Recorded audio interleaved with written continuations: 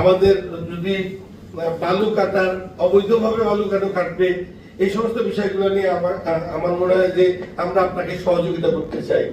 আমাদের তো আসলে কোনো সাংবাদিকদের কোনো শত্রু নাই, সাংবাদিকদের কোনো বন্ধু নেই।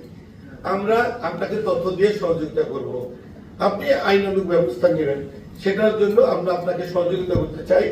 আমরা সবসময় একটা কথা আছে না, এট ইউর সার্ভিস। শরীয়তপুরের কর্মরত সব সাংবাদিকরা অল দ্যাট টাইম আপনার মানে এট ইউর সার্ভিসে থাকবে। কোনো তথ্য থাকলে আপনার মিডিয়া সেলের কাছে তারা পৌঁছে দেবে, আপনি যাতে সিদ্ধান্ত নিতে পারেন, আইনানুগ ব্যবস্থা নিতে পারেন, মানুষের উপকার যাতে হয়।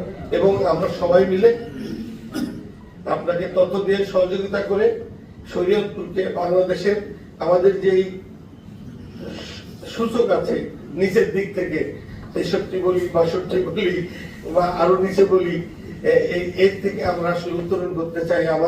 আমরা আসলে টপ 10-এ যেতে চাই।